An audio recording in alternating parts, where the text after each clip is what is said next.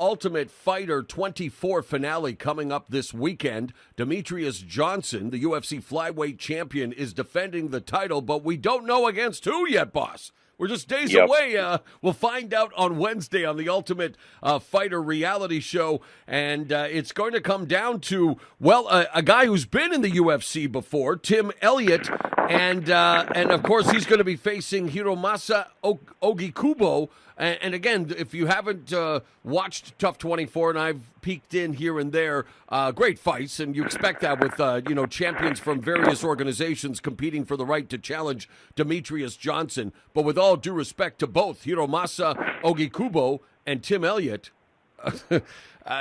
Demetrius Johnson is at another level, my man. Pound for pound, maybe the best fighter in the world. And do you see any chance? I mean, put it this way, regardless, and again, no disrespect to Ogikubo or Elliott, but do any of those two guys have a chance against Demetrius Johnson? I don't think anybody has a chance against Demetrius Johnson. I mean, the way he beat Cejudo, I mean, nobody did that to Cejudo. I mean, complete domination, getting in the head, shoulder attacks like shoulder bumps, go for the body, then for the head. I mean, he is so versatile, whatever he does. I mean, knocking people out and submitting people in that weight class, that's a really hard thing to do, but he's doing it. So pound for pound, he's just the best guy out there. I think he will retire undefeated. Yeah, never say never. Of course, there's always a moment that he can lose because a strike by accident lands. But otherwise, I would say, no, this guy is going to go undefeated till his end. Of course, yeah, I mean, I know he lost against Dominic Cruz and Brad Pickett, I think, but that's a long time back, And but the way he fights, I mean, think about it. I mean. Well, again, there was at that always weight class, there, to there submit was people always and knock people out. It's crazy. Yeah, there was always criticism that, again, like Floyd Mayweather, okay, he's so incredibly talented, but let's put on a show. And maybe we'll talk about that with the boxing story with Vasily Lomachenko, because in many ways there are similarities too. But Johnson answering those critics, like you say, emphatically with what he did to Henry Cejudo, who's one of the two coaches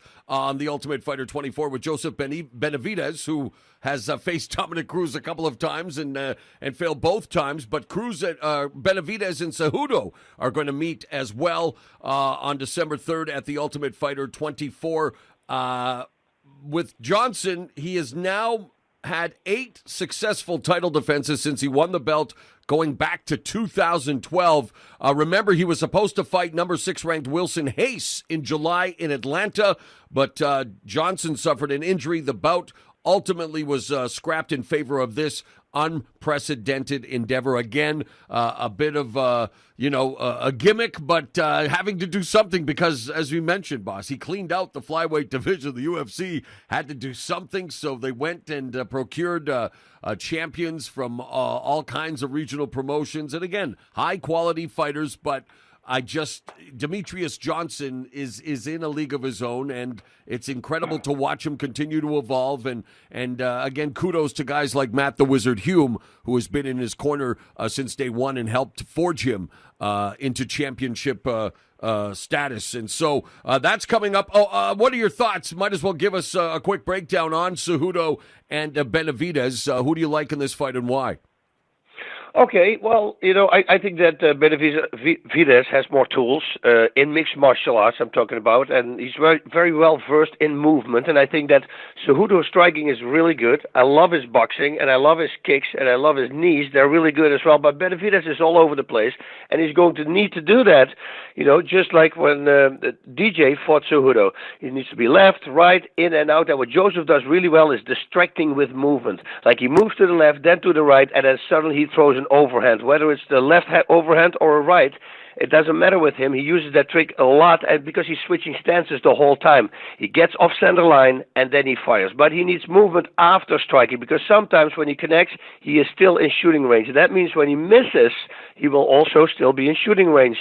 And especially against a guy like Cejudo, who is a great boxer. He needs to push the fight. He needs to look for a takedown. And I know it's hard, against a gold medalist in wrestling, but still, you look at Whiteman, he took Romero down. Sure, he couldn't keep him down. I'm just saying, if you don't shoot, you always miss. You see what I'm doing here? If you don't shoot, you always miss. That's a saying in Holland, but in this particular case, it it's actually like Wayne Gretzky, echoes too. truth. If you That's never, it. Right, yeah. you in order to score, you got to take shots. You got to shoot, man. And like you say, that's the strategy. Cejudo coming off that devastating knockout, and his only loss, but the first one a big one in the way it went down against Demetrius Johnson. Here's a guy who, like you said, former Olympic wrestling gold medalist. When you hear that, you know a guy has to be mentally tough. The knockout loss. Again, you can't speak for him. You're not in his head, but we've seen it before, boss, where some people never recover from a knockout loss, or it's the beginning of the end. This came, in his 11th professional fight. Do you foresee any impact whatsoever on Henry Cejudo against Joseph Benavidez because of the way he lost his last fight? No, I don't think so. He needs to lure Benavidez in, let him wait and let him come in and counter those shots, moving backwards the whole time, when Benavidez attacks.